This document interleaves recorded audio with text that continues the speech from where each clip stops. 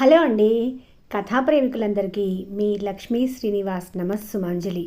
Lakshmi Srinivas the story teller కథా కాలక్షేపానికి అందరికీ స్వాగతం, సుస్వాగతం. ఈ కథ విన్నాక మీకు నచ్చినట్లయితే మన ఛానల్లో ఇంకా చాలా మంచి కథలు, నావెల్స్ చాలా ఉన్నాయండి. ఒక్కసారి విని మీకు నచ్చినట్లయితే తప్పకుండా మన ఛానల్ సబ్స్క్రైబ్ చేసుకొని మన కథలను లైక్ చేయండి. అండ్ ఆల్సో నా రీడింగ్కి ఏమైనా సజెషన్స్ ఇవ్వాలనుకుంటే కమెంట్ సెక్షన్లో నాతో ఇంటరాక్ట్ అవ్వండి. ఓకేనా?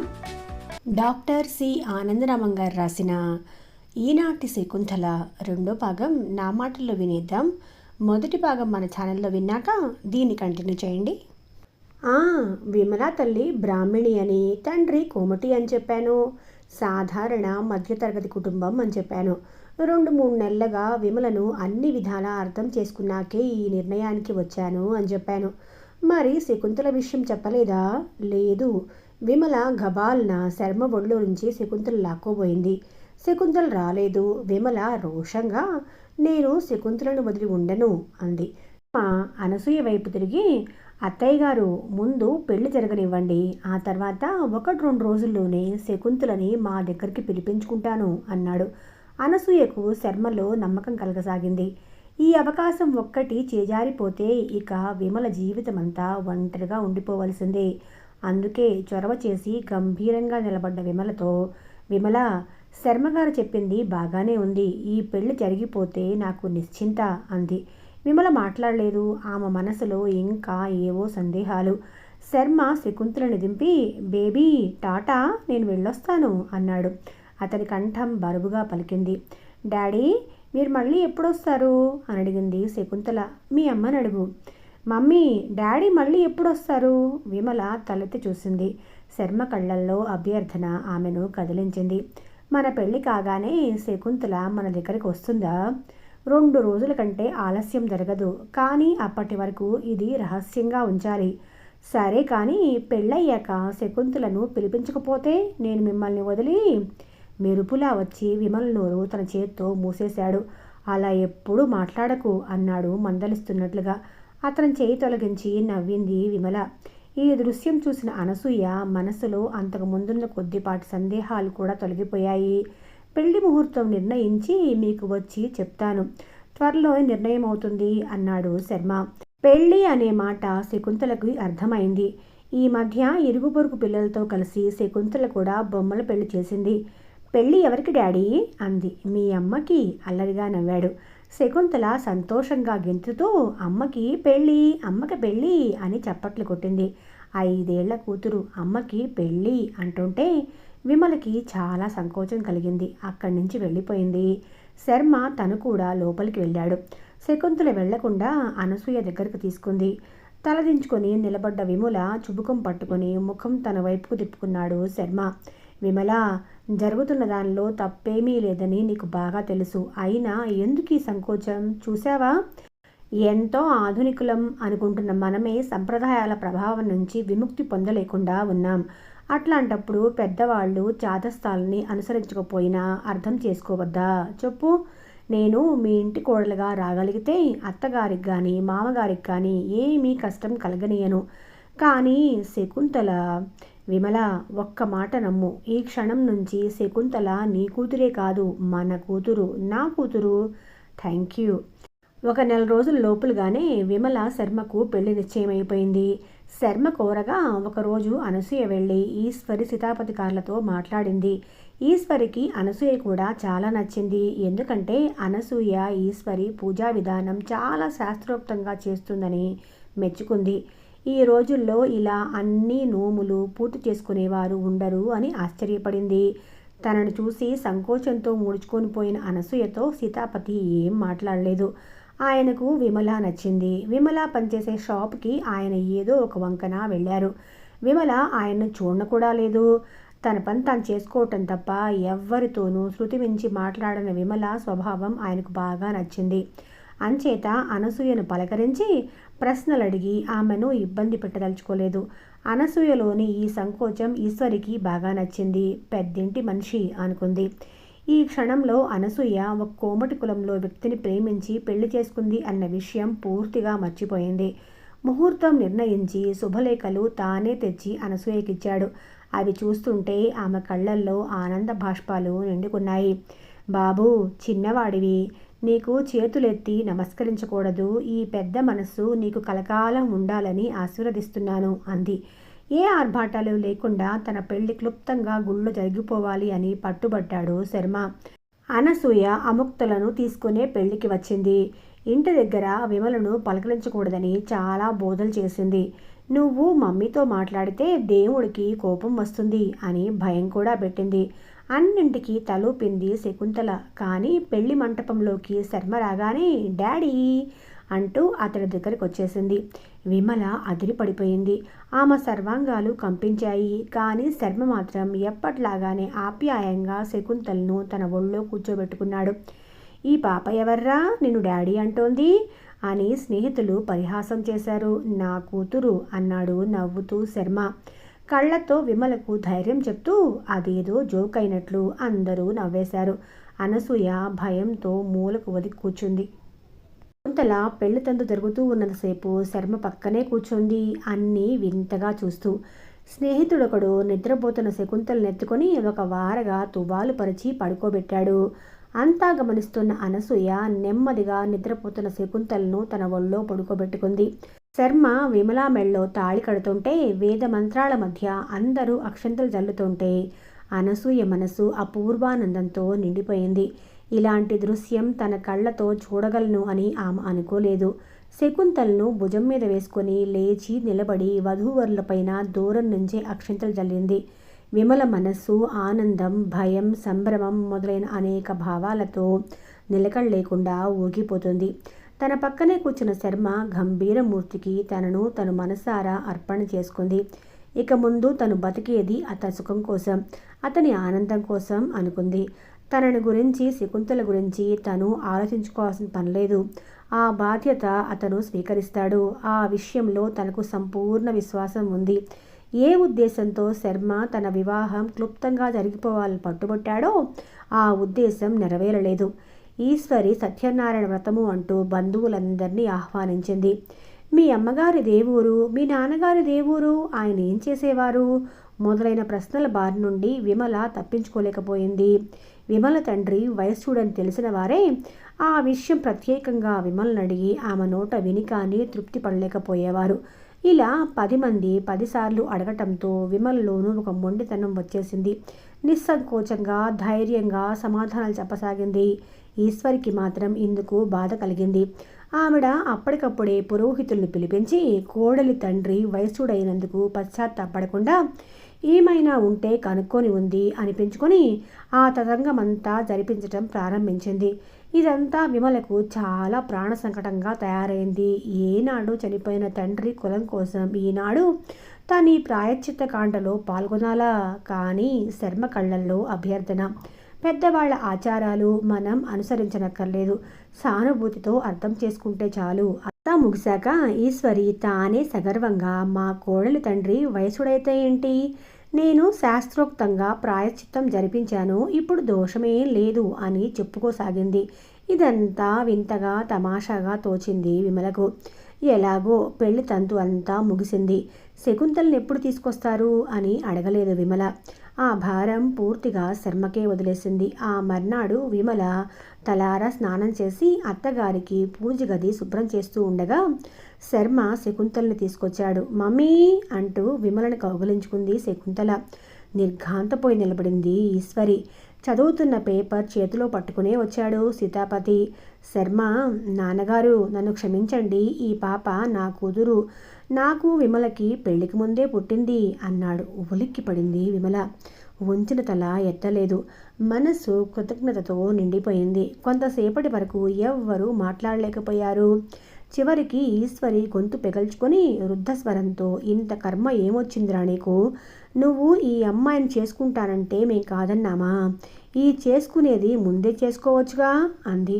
సీతాపతి శర్మని సూటిగా చూస్తూ, శర్మ, 5-6 ఏళ్ల నుంచి నీకు ఈమెతో పరిచయం ఉందా? ఈమెతో పరిచయం బిడ్డను కనే వరకు పెంచుకుంటూనే మాతో పెళ్లి చేసుకోను అని చెప్తున్నావా? నిన్ను చక్కని ఆదర్శాలతో పెంచానని గర్వపడేవాణ్ణి. ఇదేంటి ఇంత సంకుచితంగా పిరికిగా ప్రవర్తించావా నువ్వు అన్నాడు. శర్మ తల వంచుకొని, క్షమించండి నాన్నగారు, కానీ నాకు మీరిచ్చిన మనోబలంతోనే ఈనాటికైనా నా భార్యను కూతుర్ని మన ఇంటికి తీసుకురాగలిగాను అన్నాడు. సీతాపతి ఇంకేమీ మాట్లాడకుండా శకుంతల్ని ఎత్తుకున్నాడు. అక్కడితో ఈశ్వరి ముందుకొచ్చి ఇలా ఇవ్వండి అని చేతులు జాపింది. ఎదురుగా ఉన్న శర్మకి 2 చేతులు జోడించింది విమల. అతి త్వరలో శకుంతల, ఈశ్వరి మంచి స్నేహితురాళ్ళైపోయారు. ఈనాటికి ఈశ్వరికి మంచి శ్రోత దొరికింది. ఈశ్వరి చెప్పే కథలన్నీ శకుంతల శ్రద్ధగా వినేది. మధ్యలో ఎన్నో ప్రశ్నలు అడిగేది. శకుంతలని విడిచి ఒక్క క్షణం ఉండాలన్నా భరించలేని దశకు వచ్చేసింది ఈశ్వరి. 2 రోజులకోసారి ఏదో వంకతో విమలకి శకుంతలను తీసుకొని అనసూయ దగ్గరికి వెళ్ళి వచ్చేవాడు శర్మ. వాళ్ళున్న గంటసేపు శకుంతలను వదిలేది కాదు అనసూయ. ఈశ్వరి కూడా శకుంతలను ప్రేమగా చూస్తోందని తెలుసుకొని పొంగిపోయింది. శర్మ, విమల అనసూయను వచ్చి తమతో ఉండమన్నారు. అనసూయ ఒప్పుకోలేదు. ఈశ్వరి కూడా ఒకసారి అడిగింది. అనసూయ తన కృతజ్ఞత చెప్పుకుంది కానీ రాలేదు. ఆవిడ చేతులతో ఆ ఎంబ్రాయిడరీ వర్క్ అలాగే ఉంది. ఎప్పట్లా విమల ఆర్డర్ సంపాదించటం, అనసూయ కుట్టుకోవటం. ఈ క్రమంలో మార్పు రావటానికి ఒప్పుకోలేదు అనసూయ. శర్మ డబ్బు ఇవ్వబోతే తీసుకోలేదు సరికదా, తను సంపాదించిన దానిలో ఎలాగో మిగిల్చి శకుంతలకి ఏదో ఒకటి కొనిచ్చేది. ఆ రోజు శర్మ, విమల, శకుంతల వచ్చేసరికి అనసూయ ఎప్పట్లా ఎదురు కాలేదు. శర్మ ఆశ్చర్యంగా దగ్గరకు చూసేసరికి ఆవిడ శరీరంలో ప్రాణం లేదు. కూర్చున్నట్లే ఉంది. ఒళ్ళో ఎంబ్రాయిడరీ వర్క్ చేస్తున్న బట్ట ఉంది. విమల కుమిలి కుమిలి ఏడ్చింది. తనను ఎంతో ప్రాణప్రదంగా పెంచిన తల్లి, తను చేయరాని పొరపాటు చేసిన ఒక్క మాట కూడా అనకుండా స్వీకరించిన తల్లి ఈనాడు దిక్కులేని దానిలాగా చచ్చిపోయింది. చివరకు తల్లి మరణ సమయంలో దగ్గర లేనే లేదు. ఏ బాధలు అనుభవించిందో, ఆ ప్రాణం ఎలా పోయిందో, ఏనాడు పెదవి విప్పి నాకు ఈ బాధ ఉంది అని చెప్పుకోలేదు. ఎంత సహనమో! విమలని ఓదార్చడం చాలా కష్టమైంది శర్మకి. అంత దుఃఖంలో కూడా తల్లి నిర్భాగ్యపు స్థితికి కారణమైన వారి మీద వెర్రి కోపం వచ్చింది విమలకి. ఆ రోజు సంక్రాంతి పండుగ. తలంటుకొని విరబోసుకున్న జుట్టుతో, నుదుట కుంకుమతో అత్తగారి పూజ సామాను శుభ్రం చేస్తుంది విమల. పూజా మందిరం గడప దగ్గర నుంచో ఉన్నాడు శర్మ. గుమ్మానికి ఆనుకొని వంగి నిలబడి ఆ దేవుణ్ణి ఎంత వేడుకున్నా ఏం లాభం లేదు, వరాలిచ్చేది ఈ దేవుడే అన్నాడు. విమల తిరిగి చూసింది. ఆ ప్రభాత సమయంలో అతడెంతో స్వచ్ఛంగా ఉన్నాడు. టీవీ, ఔదార్యం, గాంభీర్యం అన్నీ కలగలిసిపోయిన గమ్మత్తు ఆకర్షణ ఆ కళ్ళల్లో. అతని మాటలు నిజమని విమల మనసు వెంటనే ఒప్పుకుంది. కానీ అల్లరిగా నవ్వుతూ, ఈ దేవుడు ఏం వరాలిస్తారేమిటి అంది. చూపిస్తాన్రా అని విమల చేయి పట్టుకుని లాగాడు. విమల అయ్యో అయ్యో అని వదిలించుకోబోతున్నా వదలకుండా ఆమెను తన గదిలో బట్టల బీరువా ముందు నుంచోబెట్టాడు. బీరువాలోంచి ఒక చీరల కట్ట తీసి ఆమె ముందు పడేసి ఏ చీర కావాలో ఎంచుకో అన్నాడు. విమల ఆశ్చర్యంతో చూసింది. ఆ చీరలన్నీ తను పనిచేసే షాప్లో కొన్నవే, తను సెలెక్ట్ చేసి ఇచ్చినవే. అతడు వారం వారం పని కట్టుకొని కొన్న చీరలన్నీ. శర్మ నవ్వుతూ, అర్థమైందా ఎందుకు కొన్నానో, ఏది కావాలో ఎంచుకో అన్నాడు. విమల కళ్ళు చెమ్మగిల్లాయి. ఆ చీరలు జాగ్రత్తగా తీసి మళ్ళీ బీరువాలో పెట్టింది. ఓ, నేను ఈ చీరలు కట్టుకోను, మన ప్రణయానికి గుర్తుగా అపురూపంగా దాచుకుంటాను. విమల మనసులో తనకున్న స్థానానికి శర్మకు ఆనందాశ్చర్యాలు కలిగాయి. యూ సిల్లీ అంటూ ఆమెని తన దగ్గరికి లాక్కున్నాడు. విమల అంటూ అక్కడికి వచ్చిన ఈశ్వరి అది చూసి నవ్వుకుంటూ వెళ్ళిపోయింది. పండగ సంబరమంతా శకుంతలదే అన్నట్లు తిరుగుతుంది. ఆ ఇంట్లో సీతాపతి శకుంతలకి పట్టు పరికిణి కుట్టించాడు. ఈశ్వరి బంగారు జడగంటలు చేయించింది. బామ్మా అంటూ ఈశ్వరి వెనకే వెండి పట్టాల మువ్వలు గల్లు గల్లు మనిపిస్తూ తిరుగుతోంది ఆ చిన్నారి. శకుంతలకు ఈశ్వరి రోజుకు 2 సార్లు దిష్టి తీస్తూ ఉంటుంది. పోస్ట్ మ్యాన్ కేక విని శర్మ వెళ్ళి ఉత్తరాలు అందుకున్నాడు. అందులో ఒక ఉత్తరం అనసూయ పేరు మీద ఉంది. పాత అడ్రస్ కొట్టేసి ఈ అడ్రస్కి రీడైరెక్ట్ చేశారు. ఆ ఉత్తరం విమలకిచ్చాడు. ఉత్తరం పైన చిరునామా చూడంగానే విమల కళ్ళు నిండుకున్నాయి. శర్మ ఓదార్పుగా భుజం తట్టి ఉత్తరం విప్పి చదివి చూడు అన్నాడు. విమల ఉత్తరం తెరిచింది. చిరంజీవి సౌభాగ్యవతి అనసూయమ్మకు రాణి రాజవల్లి ఆశీర్వదించి రాయినది. మేము లోగడ మీకు 2 ఉత్తరాలు రాయించినాము. మీ దగ్గర నుంచి ఎలాంటి సమాధానము రాలేదు. మాకు చాలా వ్యధగా ఉంది. అబ్బాయి మరణించాడని తెలియపరిచిన దగ్గర నుంచి మా ఆరోగ్యం పాడగుచుంది. మీరు మా మనవరాల్ని తీసుకుని తక్షణమే రావలసింది. ఎన్ని రోజులు బతుకుతానో ఆ స్వామి పిలుపు ఏనాడు వచ్చునో తెలియకుండా ఉంటిని. ప్రాణములు పోవులోగా ఒకసారి మా మనవరాల్ని చూడాలని ఉన్నదని. ఈ ఉత్తరం అందిన వెంటనే మీరు అమ్మాయిని తీసుకొని రావలసింది. ఈ వృద్ధురాల్ని హింస పెట్టవద్దు. విషయములు తెలియపరచవలను.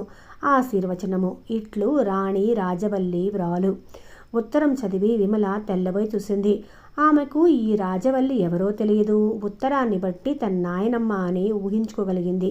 కానీ ఆవిడ తన తల్లికి ఉత్తరాలు రాస్తున్నట్లుగా తెలియదు. విమల బిత్తర చూపులు చూసి ఆమె చేతిలోంచి ఉత్తరం అందుకుని చదివాడు శర్మ. అతనికి విషయం అర్థమైంది. ఉత్తరం మళ్ళీ విమల చేతికిచ్చాడు. మరోసారి చదువుకుంది. ఆమె చూపులు రాణి రాజవల్లి అనే అక్షరం మీద నిలిచిపోయాయి. ఉత్తరమంతా ఆ రాణిత్వం కనపడుతూనే ఉంది. ఆ రాణిత్వంతో పాటు తనకు వచ్చి రాని వయసులో తండ్రి అనారోగ్యంతో మంచాన పట్టం, అటు తండ్రికి మందులు కొనటానికి, ఇటు ఇల్లు గడిపేదానికి తల్లి పడ్డ అవస్థలు, తండ్రి మరణం, ఆ తర్వాత తనను పెంచి పెద్ద చేయటానికి తల్లి పడ్డ అవస్థలు, చివరకు ఎంబ్రాయిడరీ వర్క్ చేస్తూనే ప్రాణాలు వదిలిన తల్లి అచేతన శరీరం అన్నీ కళ్ళ ముందు కదిలాయి. చేతిలో ఉత్తరం కసిగా నలపసాగింది. ఏంటా పని అని ఉత్తరం లాక్కున్నాడు శర్మ. ఆ రోజంతా విమల మనస్సు చిరాగ్గానే ఉంది. ఆ రాత్రి శ్రీధర్ హృదయం మీద విశ్రాంతి తీసుకుంటున్నప్పుడు మాత్రమే స్థిమిత పడగలిగింది. శర్మ అనునయపూర్వకంగా విమల, ఒక్క విషయం అర్థం చేసుకుంటావా అన్నాడు. ఏంటది? ఆ ఉత్తరంలో మీ నాయనమ్మ గారు వృద్ధాప్యంలో అనుభవిస్తున్న క్షోభ తెలుస్తోంది కదూ. విమల దిగ్గులు లేచి కూర్చుంది. ఆమె ముఖం రోషంతో ఎర్రబడింది. క్షోభ? ఆవిడ క్షోభ? ఆవిడకేం రాణిగారు హాయిగా సకల భోగాలు అనుభవిస్తోంది. క్షోభలన్నీ అనుభవించింది మా అమ్మ, నేను. విమల ముఖాన్ని తన చేతుల్లోకి తీసుకొని ఆ చెక్కిళ్ళు ఆప్యాయంగా నిమిరాడు. విమల చాలా వరకు శాంతించింది. విమల, నీకు ఇదివరకులో చాలాసార్లు చెప్పాను, పెద్దవాళ్లను మనం సానుభూతితో అర్థం చేసుకోవాలి అని. సంఘం ఒక్కసారిగా అమాంతంగా మారిపోదు. తరతరాలుగా జీర్ణించుకునిపోయిన సంప్రదాయాలను మనుష్యులు అంత తేలిగ్గా వదిలించుకోలేరు. అసలు వదిలించుకోవాలని కూడా అనుకోరు. మనలో చాలామంది యాంత్రికంగా సంఘంతో పాటు కొట్టుకొని పోతూ సంఘం ఏది గొప్పగా భావిస్తే అదే గొప్ప అనుకుంటారు. అందుకే మన పైతరం వాళ్లకు సంప్రదాయాలు పాటించడం కాదు, పాటిస్తున్నామని చెప్పుకోవడం ఎంతో గొప్ప. ఇప్పటికీ మనుషులంతా తమ సొంత వ్యక్తిత్వంతో తమకేది మంచిదో గుర్తించలేకుండా ఉన్నారే. పైతరం వాళ్ళని తప్పుపట్టవచ్చా చెప్పు? విమల కొంత మెత్తబడింది. శర్మ మళ్ళీ అన్నాడు, మమతానురాగాలు మనుషులకందరికీ ఒకటే. పాపం ఆ వృద్ధురాలు ఏ నిస్సహాయ పరిస్థితుల్లో ఒక్కగానొక్క కొడుకుని దూరం చేసుకోవాల్సి వచ్చిందో. ఇప్పుడు కనీసం కోడల్ని మనవరాల్ని చూడాలని ఎంత కలవరిస్తుందో ఆలోచించు. విమల ఆశ్చర్యంగా చూసింది. ఎంత విశాలంగా ఆలోచిస్తున్నాడు తన శర్మ. ఏ నిస్సహాయ పరిస్థితుల్లో ఉందో. అవును, ఆ విషయం అప్పటి వరకు తన మనసులోకి రాలేదు. నిజమే, ఆ ఉత్తరమంతా రాణిత్వం కనపడుతుంది. కానీ దాని వెనుక తన వారిని చూడాలి అనుకునే ఒక వృద్ధురాలి ఆర్తి కూడా ఉంది. విమల ముఖం పరిశీలనగా చూస్తున్న శర్మ ఆమెను తన హృదయానికి హత్తుకొని, పాపం, ఒక్కసారి వెళ్ళి చూసిరా అన్నాడు. మీరు రండి అంది విమల. అలాగే నవ్వాడు శర్మ. తను ఆ వృద్ధురాలికి ఏ రకం బంధువా అని ఆలోచిస్తూ. విమల శర్మలతో శకుంతల కూడా బయలుదేరుతుంటే పసిపిల్లలాగా అల్లాడిపోయింది ఈశ్వరి. పోనీ దాన్ని ఉంచేయండర్రా, అది కూడా మీతో రాకపోతేనేంటి అంది. ఈశ్వరి ఇంతగా మమకారం చూపినప్పుడల్లా విమల ఏదో అపరాధ భావంతో తల దించేసుకుంటుంది. పోనీ ఉంచేద్దామా గొణిగింది. శర్మాది వినిపించుకోలేదు. 2-3 రోజుల్లో వచ్చేస్తామమ్మా అని సామాను ఆటోలో పెట్టేశాడు. శకుంతల చెయ్యి ఊపుతూ నాయనమ్మకి టాటా చెప్పింది. ఆటో కనుమరుగయ్యే వరకు ఈశ్వరి అక్కడే బొమ్మలా నుంచుండిపోయి సీతాపతి హెచ్చరికతో లోపలికి కదిలింది. ట్రైన్లో కూర్చున్నాక మనం అక్కడికి చీటికి మాటికి వెళ్ళబోవటం లేదు. ఒకసారి ఆవిడ ముని మనోరాలను కూడా చూసుకొని అన్నాడు శర్మ. రాజవల్లి నగరం ఒక రకంగా విమల్ తాతగారు గౌరీనాథ శ్రేష్ఠి నిర్మించిందే అనుకోవచ్చు. ఆ ప్రాంతాలకు వాళ్ళ పూర్వీకుల్లో ఎవరో వ్యాపారానికి వచ్చి చేరారంట. క్రమంగా ఆ సంపద వామనమూర్తిలాగా పెరిగి గౌరీనాథ శ్రేష్ఠ చేతుల్లో విరాట్ స్వరూపాన్ని ధరించింది. ఆ చుట్టుపక్కల అదొక్కటే టౌన్, మిగిలినవన్నీ చిన్న చిన్న పల్లెలు, అడవుల మధ్య ఉండే గ్రామాలు. ఒక గ్రామానికి మరో గ్రామానికి మధ్య అడవిలోంచే దారి. ఒకప్పుడు రాజవల్లి నగరం కూడా అడవి ప్రాంతమేనని, గౌరీనాథ శ్రేష్ఠ ఫ్యాక్టరీలు ప్రారంభించాక అది టౌన్గా పెరిగిందని చెప్పుకుంటూ ఉంటారు. గౌరీనాథ శ్రేష్ఠి పేరిట ఆ టౌన్లో ఒక ఎరువుల ఫ్యాక్టరీ, మరొక స్టీల్ ఫ్యాక్టరీ ఉన్నాయి. స్టీల్ ఫ్యాక్టరీ ముందు నిలువెత్తు మనిషి విగ్రహం ఉంది. ఫ్యాక్టరీ యాజమాన్యం వారి చేత రోజు ఆ విగ్రహానికి పూజలవుతాయి. ఆ విగ్రహం క్రింద శ్రీ ఆదిశేషయ్య అని రాసి ఉంటుంది. ఆ ఆదిశేషయ్య ఎవరో, అతని విగ్రహం ఫ్యాక్టరీ ముందు ఎందుకుందో, పూజలు ఎందుకు అవుతున్నాయో ఎవ్వరికీ తెలియదు. కొందరు పెద్దవాళ్ళు మాత్రం ఆ విషయం కథగా చెప్పుకుంటూ ఉంటారు. గౌరీనాథ శ్రేష్ఠి ఫ్యాక్టరీ కట్టించిన ఆ స్థలం ఆదిశేషయ్యది. ఆదిశేషయ్య ఆ కొండ ప్రాంతాల్లో నివసించే మామూలు రైతు. అక్కడి రైతులందరిలాగే చదువు సందులు లేనివాడు. నీటి వసతి లేని ఆ కొండ ప్రాంతంలో అతడు ఏవో మెట్ట పంటలు పండించుకునేవాడు. గౌరీనాథ శ్రేష్ఠి ఆ స్థలాన్ని తనకు అమ్మమని అడిగాడు ఆదిశేషయ్యను. ఆదిశేషయ్య అమ్మను అని అన్నాడు. రైతులకు పొలాలకు ఏదో ఆత్మీయ బంధం ఉంటుందక్కడ. ఆ తర్వాత కొద్ది రోజుల్లోనే ఆదిశేషయ్య తనకు బాకీ ఉన్నట్లుగా ఒక నోటీస్ పుట్టించి తన గుండాలు రౌడీలతో ఆ స్థలాన్ని బలవంతంగా ఆక్రమించాడు. అది అన్యాయమని ఆక్రోశించాడు ఆదిశేషయ్య. కోర్టుకెళ్లమని సలహా ఇచ్చారు కొందరు. కానీ ఆ ప్రాంతాల్లో అందరికీ కోర్టులంటే భయం, పోలీసులంటే భయం. ఈ రెంటి నుండి వాళ్ళు ఎప్పుడూ దూరంగా ఉండాలని చూస్తారు. ఆ భయం నిరాధారంగా వచ్చింది కాదు. కోర్టులకెక్కిన ఒకరిద్దరు పోయిన ఆస్తి సంపాదించుకోలేకపోగా అప్పులు పాలైపోయి అప్పు పెట్టిన కామందులకు బానిసలుగా మారిపోయారు. పోలీసుల చేతుల్లో చిక్కుకున్న మరికొంతమంది ఏమయ్యారో ఎవ్వరికీ ఈనాటి వరకు తెలియదు. వాళ్ళ శవాలు కూడా దొరకలేదు. అందుకే ఆదిశేషయ్య కోర్టు అంటే ఇష్టపడలేదు. కానీ ఆ అన్యాయాన్ని సహించి ఊరుకోలేకపోయాడు. కొడుకులతో అల్లుళ్లతో కర్రలు తీసుకొని గౌరీనాథ శ్రేష్ఠి ఇంటి మీదకి వచ్చాడు. అప్పటికే శ్రేష్ఠిది పెంకుటిల్లే. ఇలాంటి ఆపద ఊహించిన శ్రేష్ఠి తన ఇంట్లో ముందుగానే పోలీసులను కాపలా ఉంచుకున్నాడు. ఆదిశేషయ్య బలగం కర్రలతో మీద పడగానే పోలీసులు తుపాకులు కాల్చారు. ఆదిశేషయ్య తలలోంచి, గుండెల్లోంచి, తొడల్లోంచి గుళ్ళు దూసుకొని పోయాయి. రక్తం ముద్దగా నేలకు ఒరిగిపోయాడు. కొడుకులు హాహాకారాలు చేశారు. పోలీసులు తుపాకులు చేతుల్లో పెట్టుకొని బెదిరిస్తున్నట్లుగా నిలబడి తాత్కాలికంగా కాల్పులాపారు. కొడుకులు అల్లుళ్ళు ఆదిశేషయ్య శవాన్ని ఇంటికి మోసుకొని పోయారు. ఆ తర్వాత వాళ్ళంతా ఏనాటికైనా శ్రేష్ఠి రక్తం కళ్ళ చూస్తామని శపథాలు చేశారు. ఆ మర్నాడు రాత్రికే ఆదిశేషయ్య జమ్ము ఇల్లు అంటుకుంది. ఇంట్లోంచి ఏ ఒక్కరూ బయటకు రాలేకపోయారు. కూతుళ్లతో, కోడళ్లతో, కొడుకులతో, అల్లుళ్లతో, మనవలతో ఆదిశేషయ్య కుటుంబం సజీవంగా దహనమైపోయింది. శ్రేష్ఠి మనుషులు కాగడాలతో అటువైపుగా రాగా చూసిన వాళ్ళున్నారు. కానీ వాళ్ళు తమలో తాము గుసగుసలాడుకున్న వాళ్లే తప్ప ధైర్యంగా బయటకొచ్చి చెప్పిన వాళ్ళు కాదు. అంచేత ఆ విషయం బయట ప్రపంచానికి యాక్సిడెంట్గా ఉండిపోయిన చరిత్రలో మాత్రం మనుగున పడలేదు. ఈనాటికి ఎవరో ఒక వృద్ధుడు బాధగా ఆ విషయం తన మనవలతో చెప్తూనే ఉంటాడు. దురదృష్టకరమైన విషయం ఏమిటంటే ఇంత హృదయ విదారకమైన గాథ విన్న ఆ మనవల్లో ఎవ్వరికీ పౌరుషం కానీ ప్రతీకార వాంఛ కానీ లేకపోవటం. వాళ్ళు బాధపడేవారు. చాలామందికి కళ్ళు చెమ్మగిల్లేవి. ఆ కళ్ళు తుడుచుకొని అదే స్థలంలో కట్టిన ఫ్యాక్టరీలో పనిచేయటానికి గొర్రెల మందల్లా వెళ్ళిపోయేవారు.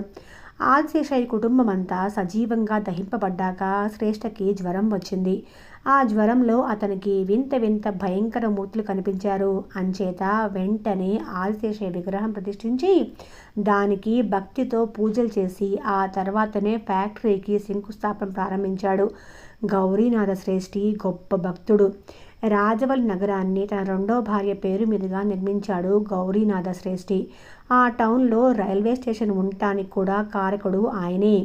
శ్రీధర్ శర్మ తాము వస్తున్నట్లుగా ముందుగా ఉత్తరం రాశాడు. స్టేషన్లో విమల, శకుంతల, శర్మ దిగి నగరంలోకి పోతూ ఉండగా తెల్లటి బట్టల్లో ఉన్న ఒక అతను నమస్కరించి సామాను అందుకోబోయాడు. ఎవరు నువ్వు అన్నాడు శర్మ.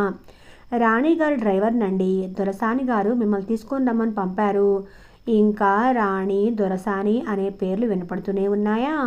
తనలో తాను ఆశ్చర్యపోయింది విమల. సామాన్ అందుకుని జీప్లో పెట్టాడు డ్రైవర్. ఈ ప్రాంతాల్లో జీప్లుంటే తప్ప కార్లు లాభం లేదండి అన్నాడు వివరిస్తున్నట్లుగా. ఆ విషయం త్వరలోనే అర్థమైంది విమల, శర్మలకి. అన్నీ ఎగుడు దిగుడు రోడ్లే, ఒక్క రోడ్డు కూడా సరిగ్గా లేదు. ఇంతలో ఏదో పెద్ద కొండ ఎక్కినట్లుగా ఉంటుంది, అంతలో మరింత అగాధంలోకి జారిపోతున్నట్లుగా ఉంటుంది. అరణ్యాలను చీల్చుకొని వెళ్తున్నట్లుగా ఉంది రోడ్డు. అటు ఇటు దట్టంగా పెరిగిన ఏవో రకరకాల వృక్షాలు, అల్లిబిల్లిగా అల్లుకున్న తీగలు, కొంత దూరాన చెంగు చెంగున ఎగురుతున్న జింకలు. విమల కుతూహలాన్ని గమనించి, ఈ అరణ్యంలో పులులు, ఏనుగులు కూడా ఉన్నాయండి. పగలు రావు కానీ రాత్రి అప్పుడప్పుడు రోడ్డు మీదకి వచ్చేస్తూ ఉంటాయి. అందుకే రాత్రి ఈ దారిలో ఎవ్వరూ ప్రయాణం చేయరు అని చెప్పాడు డ్రైవర్. విచ్చలవిడిగా పరుచుకున్న ఆ అరణ్యంలో ఏదో వింత ఆకర్షణ ఉంది. కృత్రిమ అలంకరణలన్నీ వదిలేసి ప్రకృతి సహజ సౌందర్యంతో కవ్విస్తున్నట్లుగా ఉంది. ఒక్కసారిగా ఎగిరి ఆ ప్రకృతి ఒళ్ళో దూరాలి అన్నంత ప్రలోభం కలుగుతుంది. అడవి దారి దాటి నగరంలోకి రాగానే కనపడేది ఫ్యాక్టరీలు. అసలు రాజవల్లి నగరమంతా ఫ్యాక్టరీలే అన్నంత పెద్దవిగా ఉన్నాయవి. మిగిలిన టౌన్ అంతా ఫ్యాక్టరీలో పనిచేసే వాళ్ళ చిన్న చిన్న గుడిసెలే. అక్కడక్కడ పెంకుటిళ్ళు, రెండు డాబా ఇళ్ళున్నాయి. ఆ టౌన్ అంతా కలిసి మహానగరాల్లోని ఒక లొకాలిటీ అంత లేదు. కానీ అక్కడ పోలీస్ స్టేషన్ ఉంది, పోస్ట్ ఆఫీస్ ఉంది. దారిలో డ్రైవర్ వాటిని చూపించాడు. రాణి రాజవల్లి ఇంటి ముందు ఆగింది జీప్. అది ఇల్లు కాదు, పెద్ద భవనం. కాంపౌండ్ గేట్ నుంచి ఇంచుమించు 1/2 మైలు దూరం ఉంది ఆ భవనం. ఆ 1/2 మైలు దూరంలోనూ బత్తాయి, పంపర పనస, మామిడి, జీడి మామిడి మొదలైన ఫలవృక్షాలన్నీ ఉన్నాయి. వాటి మధ్య చిన్న చిన్న కూరగాయల పళ్ళు ఉన్నాయి. పూల మొక్కలు అస్సలు లేవు. వృక్షాల మధ్యగా భవనం ముందుకి దారుంది. జీప్ కాంపౌండ్ గేట్ ముందు ఆగంగానే కాకి బట్టల్లో తుపాకీ పట్టుకుని ఉన్న ఒకడు గేట్ తెరిచాడు. ఆ తుపాకీ చూసి ఆశ్చర్యపోయింది విమల. వృక్షాల మధ్యగా జీప్ భవనం ముందుకు పోతూ ఉంటే మళ్ళీ అరణ్యం మధ్యలోంచి పోతున్నట్లే అనిపించింది విమలకి. జీపు భవన సింహద్వారం ముందు ఆగింది. అక్కడి నుంచి పైకి మెట్లున్నాయి. ఆ మెట్ల మొదట్లో 2 పెద్ద ఏనుగుల బొమ్మలున్నాయి, రాతివి. విమల, శకుంతల, శర్మ దిగేసరికి 2 ఆడవాళ్ళు చేతిలో బంగారు చెంబుల నిండా నీళ్లతో ఎదురొచ్చారు. మేము రాణిగారి దాసులం, దయచేయండి, కాళ్ళు కడుక్కోండి అన్నారు. వాళ్ళని విభ్రాంతిగా చూసింది విమల. వాళ్ళు స్వయంగా దాసీలం అని చెప్పుకున్నా నమ్మలేకపోతుంది. వాళ్ళిద్దరూ పెద్దాపురం సిల్క్ అద్దకం చీరలు కట్టుకున్నారు. 2 మెడల్లోనూ 2 పేట్ల బంగారు గొలుసు ఉంది. 2 జతల బంగారు గాజులున్నాయి. వాళ్ళు విమలని అంతే వింతగా చూశారు. మామూలు వాయిల్ చీర, మెళ్ళో సన్నని బంగారు గొలుసు, చేతులకి మట్టి గాజులు. బంగారు చెంబుల్లో ఉన్న నీళ్లతో కాళ్ళు కడుక్కుంటూ ఉంటే విమలకి చిత్రంగా భయమేసింది. శర్మ చెయ్యి గట్టిగా పట్టుకుంది. శర్మకి ఆశ్చర్యంగానే ఉంది. ఉత్తరాన్ని బట్టి గొప్పవాళ్ళు అనుకున్నాడు కానీ ఇది ఏదో పాతకాలం రాణివాసంలాగే ఉంది. కాళ్ళు కడుక్కొని దాసీలు చూపగా 2 భవనంలో ప్రవేశించారు. ముందుగా ఎదురెదురుగా అమర్చిన నిలువుటద్దాలతో పాలరాతి ఖర్చుతో పెద్ద హాలు. ఆ హాల్లో ఆధునిక పద్ధతిలో సోఫాలు అమర్చి ఉన్నాయి. మధ్యలో పెద్ద టీపాయిలు ఉన్నాయి. మొత్తం 8 పెద్ద సోఫాలున్నాయి. ఆ గదిలో సోఫాల మధ్య సైడ్ టేబుల్స్ కూడా అమర్చారు. హాల్ దాటాక పరదా తొలగించి లోపలి గదుల్లోకి దారి తీశారు దాసీలు. అన్ని గదుల్లోనూ నిలువుటద్దాలు ఎదురెదురుగా అమర్చి ఉన్నాయి. ఒక అద్దం ముందు నుంచుంటే ఎవరి వెనుక భాగం వాళ్ళకి కనిపిస్తుంది. అది ఆఫీస్ గదిలో ఉంది. ఒక మూల నేల మీద ఒక డెస్క్ ఉంది. దాని వెనుక కంబళుంది. డెస్క్ మీద సిరాబుడ్డి, కలం ఉన్నాయి. కానీ అక్కడెవ్వరూ కూర్చోలేరు. ఆ తర్వాత గదిలో ఉంది రాణి రాజవల్లి. విమలను కళ్ళు పెద్దవి చేసి చూస్తూ రా అమ్మా అని చేతులు చాపింది. విమల ఎందుకో ముందుకు అడిగేయలేకపోయింది. శకుంతల తన చురుకుతనంతో ముందు కురిగింది ఆవిడ దగ్గరికి. ఆవిడ శకుంతలను ఎత్తుకొని తొడ మీద కూర్చోబెట్టుకొని ముద్దు పెట్టుకుంది. నీ కూతురా అంది. అవును అన్నట్లుగా తల ఊపింది విమల. తన ఎదురుగా ఉన్న ఆ వృద్ధురాలికి 80 ఏళ్ల వయసుంది అంటే విమలకి నమ్మకం కలగటం లేదు. ఆవిడ సింహాసనం లాంటి కుర్చీలో ఒదిగి పడుకొని ఉంది. ముఖమల్దిళ్ల మధ్య ముఖంలో ఒక్క మడత కూడా లేదు సరికదా, కాంతివంతంగా ఉంది. కళ్లకు బంగారు ఫ్రేము అద్దాలు ఉన్నాయి. తెల్లని రవికి తొడుక్కొని తెల్లని పెద్దాపురం సిల్క్ చీర కట్టుకుంది.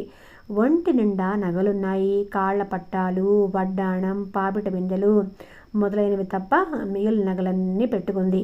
ఆ నగల కాంతితో సమానంగా ఉంది ఆమె శరీర కాంతి. కూర్చోండి అంది సోఫాలు చూపిస్తూ. విమల, శర్మలు కూర్చున్నారు.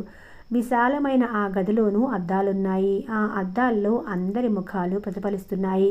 రాజవల్లి దాసీల వైపు ఒక్క చూపు విసిరింది. వాళ్ళు వెంటనే భయభక్తులతో వెళ్ళి నగిషీలు చెక్కిన వెండి పళ్ళాల్లో ఇడ్లీలు, పెసరట్టు, ఉప్మాలు, దోశలు తెచ్చిపెట్టారు.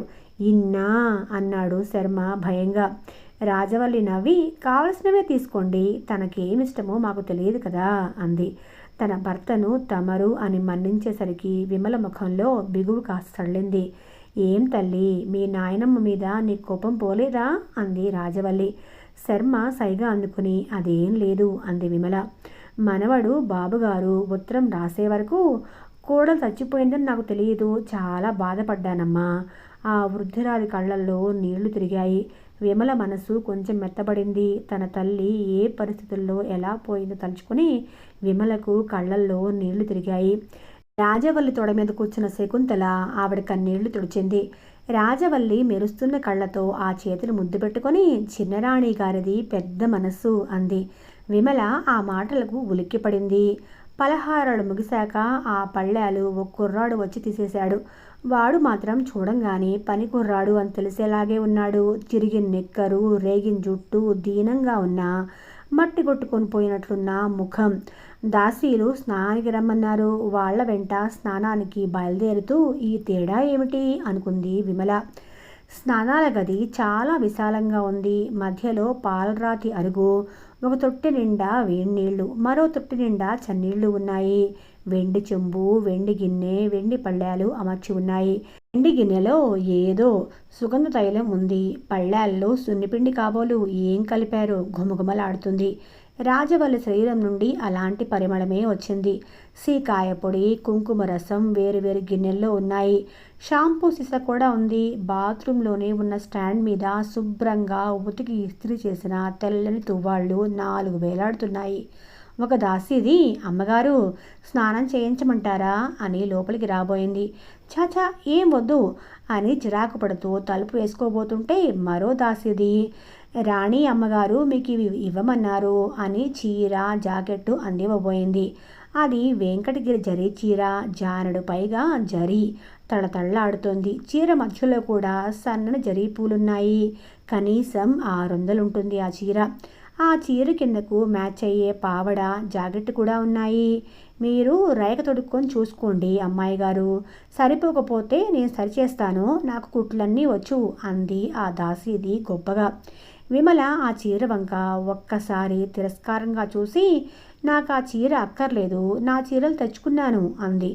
దాసీలు తెల్లబోవటం స్పష్టంగా కనిపించింది. వాళ్ల మనస్సుల్లో భావం విమలకు అర్థమైంది. అంత ఖరీదైన చీర చూడంగానే విమల తీసుకుంటుంది అనుకున్నారు. విమల ఈ తిరస్కారం వాళ్ల ఊహకి అందలేదు.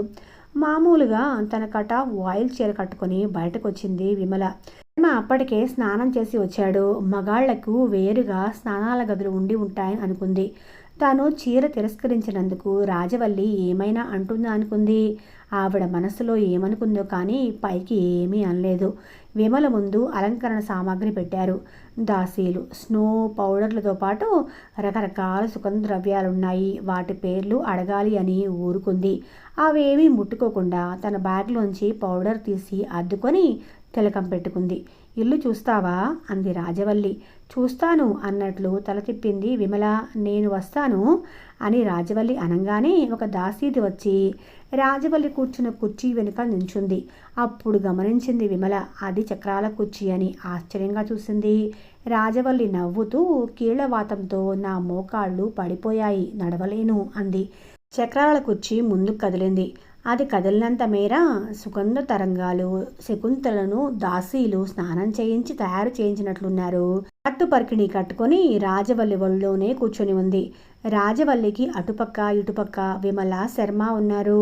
ముందు పూజ గది దగ్గరికి దారి తీసింది దాసీది. బయట నుంచొని లోపలికి వెళ్ళి చూడమ్మా అంది రాజవల్లి. విమల శర్మలు లోపలికెళ్లారు. వెండి స్తంభాలతో చేయించిన పెద్ద మంటపంలో మధ్యగా వెంకటేశ్వర స్వామి వెండి విగ్రహం, అటూ ఇటూ అలివేలు మంగ, బీబీ నాంచారమ్మలు ఉన్నారు. ఒకవైపు సీతారామ లక్ష్మణులు, ఆంజనేయులు ఉన్నారు. మరో వంక రాధాకృష్ణులు విగ్రహాలు వెండివే. పెద్ద పెద్ద వెండి పూజా పాత్రలు, ఆ విగ్రహాల గోడలకు చిత్రపటాలు ఉన్నాయి. వైష్ణవ మతం కాబోలు. పన్నిద్దరుల చిత్రపటాలు ఉన్నాయి. గోదాదేవి తైలవర్ణ చిత్రం బాగా పెద్దదిగా ఉంది. మరొకవైపు శ్రీకృష్ణుని రాసలీలలు, కాళీయ మర్దనము మొదలైనవన్నీ ఉన్నాయి. వింతగా చూస్తున్న విమలతో రాజవల్లి, మీ తాతగారికి దైవభక్తి. ప్రతిరోజు ఉదయం పురోహితుడు వచ్చి పూజ చేసి ప్రసాదాలు ఇచ్చే వరకు మంచి నీళ్లైనా తాగేవారు కాదు. ఇప్పటికీ పూజ చేయిస్తూనే ఉంటాను అంది. శ్రీధర్ లెంపలు వాయించుకొని నమస్కారం చేశాడు. విమల చూసి బయటకొచ్చేసింది. అది గమనించినా మాట్లాడలేదు రాజవల్లి. పూజ గదికి కొద్ది దూరంలో ఉంది వంటిల్లు. ఆ వంటశాల చూసి నివ్వెరబోయింది. అన్నీ ఏవో పెళ్ళిళ్ళలో వాడే పాత్రల్లాగా పెద్దవిగా ఉన్నాయి. ఆ ఇంట్లో రోజు 20 మంది దాకా తినాలి. తోటమాలి, గదులు ఊడ్చేవాడు, గిన్నెలు తోమే దాసీలు, ఇలా చాలామందే ఉన్నారు.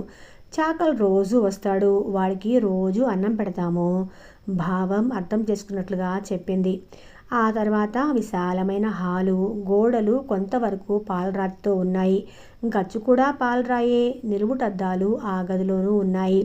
పైన దీపాలు ఉంచేది వేలాడుతుంది. కరెంట్ లేని కాలంలోది. దానిలో కొవ్వొత్తులు పెట్టడానికి వీలుగా అమర్చారు. ఒక్క దానిలో 100 కొవ్వొత్తులు అమర్చవచ్చు. చక్కని డిజైన్లో అందంగా ఉంది. ఇప్పటికీ పాత వైభవానికి గుర్తుగా ఈ గదిలో కొత్త కొవ్వొత్తులు వెలిగిస్తూ ఉంటారు నౌకర్లు. ట్యూబ్లైట్లు కూడా ఉన్నాయి అంది రాజవల్లి. ఆ తర్వాత నలుచదరంగా ఉన్న చిన్న సరస్సు ఉంది. ఇంట్లోనే దానికి 4 పక్కల నుంచి గదుల్లోకి దారులున్నాయి. ఇది సరస్సా? అప్పటి వరకు మాట్లాడిన విమల ఆశ్చర్యంగా అడిగింది. అవును, మామూలుగా అంత లోతు ఉండదు, కానీ దాని అడుగున ఒక చట్రం ఉంది. దాని ద్వారానే నీళ్లు పైకి వస్తూ ఉంటాయి. ఆ చట్రం తీస్తే చాలా లోతంట. జాగ్రత్త, పక్క నుంచి రండి అంది హెచ్చరింపుగా. అప్పటికి విమల ఆశ్చర్యం అణచుకోలేకపోయింది. ఇంటి మధ్య ఇలాంటి కోపం ఉంటే ప్రమాదం కదూ? ప్రమాదమే, కానీ ఆ రోజుల్లో ఆడవాళ్ళం ఈ గదుల్లోకి వచ్చేవాళ్ళం కాదు. మగవాళ్ల వ్యవహారాలేవో ఇక్కడే జరిగేవి. అంచేత పిల్లలెవ్వరూ అసలు ఇటు రారు. అదీగాక ఆ చట్రం ఎలా తొలగించాలో మీ తాతగారికి మాత్రమే తెలుసు. అంచేత ఇంట్లో వాళ్ళకి ప్రమాదం లేదు. రాజవల్లి తెలిసి అందో తెలియక అందో కానీ ఇంట్లో వాళ్ళకి ప్రమాదం లేదు అన్నమాట విచిత్రంగా అనిపించింది. ఆ తర్వాతవి మా గదులు అంది రాజవల్లి. ఆ గదులన్నింట్లో ఉయ్యాల ఉంది. అలా ఉయ్యాల ఉన్న గదులు 3 ఉన్నాయి. విశాలమైన ఆ గదుల్లో ఉయ్యాలకి ఒక పక్కగా ఆధునికమైన డబల్ కాట్స్ ఉన్నాయి. వాటిపైన డన్లప్ పరుపులు, తెల్లటి దుప్పట్లు అప్పుడే పరిచినట్లుగా ఉన్నాయి. అక్కడ గోడలకు నిలువుటద్దాలే కాక రకరకాల ఫోటోలు ఉన్నాయి. అన్ని ఫోటోల్లోనూ వయసు మళ్ళిన ఒక మగాయనకు 2 వైపులా ఇద్దరిద్దరు ఆడవాళ్ళు ఉన్నారు. ఒక ఆవిడ నడి వయసుది, మరొక ఆవిడ చాలా చిన్నపిల్ల. ఉయ్యాల బల్ల మీద కూర్చొని పచ్చీసు ఆడుతూ, పూజ చేస్తూ, తోటలో తిరుగుతూ, ఇలా రకరకాలుగా ఉన్నాయి ఫోటోలు. అన్ని ఫోటోల్లోనూ అతనికి 2 వైపులా ఆడవాళ్ళు ఇద్దరున్నారు. అవి ఆశ్చర్యంగా చూస్తున్న విమలతో, ఫోటోల్లో మా అక్కయ్య, నేను, మీ తాతగారు. మా అక్కయ్యకి పిల్లలు లేరని మీ తాతగారు నన్ను చేసుకున్నారు. నాకు మీ నాన్న పుట్టారు. అప్పట్నుంచే మీ తాతగారికి దశ అందుకుంది అంది రాజవల్లి. తన అక్క మొగుడు వయసు మీరినవాడు, తను చేసుకున్నాడు. అక్కకు పిల్లలు లేరని ఈ విషయాన్ని ఎంత సామాన్యంగా చెప్తోంది ఈవిడ. ఒక్కసారి మళ్ళీ ఆ ఫోటోల వంక చూసింది. అన్ని ఫోటోల్లోనూ అక్క చెల్లెళ్ళిద్దరూ చిరునవ్వుతోనే కనిపించారు. ఒంటి నిండా నగలతో బుట్ట బొమ్మల్లా ఉన్నారు. ఒక్కరి ముఖంలోనూ బాధ లేదు. భగవంతుడా, ఈ జాతి ఏనాటికైనా బాగుపడుతుందా అనుకుంది విమల. అలా ఫోటోలతో అలంకరించబడిన 3 గదులు దాటాక తోటలోకి వ్యాపించి విశాలమైన వరండా ఉంది. అక్కడ పాలరాతి అరుగులు ఉన్నాయి. అవి కూర్చోవడానికి కాక పడుకోవటానికి కూడా వీలుగా ఉన్నాయి. అక్కడ 2 రోజులున్నాక చాలా విషయాలు అర్థం చేసుకుంది విమల. రాణి రాజవల్లి వితరణశీలి, ఎంత మాత్రం కాదు, పరమ పీనాసి. నయా పైసల దగ్గర నుండి జాగ్రత్తగా లెక్క పెట్టుకుంటుంది. ఒక పనివాడు వారం రోజులుగా పనిలోకి రాలేదని, వాడి జ్వరంగా ఉందని ఎంత మొత్తుకున్నా వినిపించుకోకుండా జీతం విరక్కొడతానంది. ఆ మాటలు ఒట్టి బెదిరింపు మాటల్లాగా లేవు.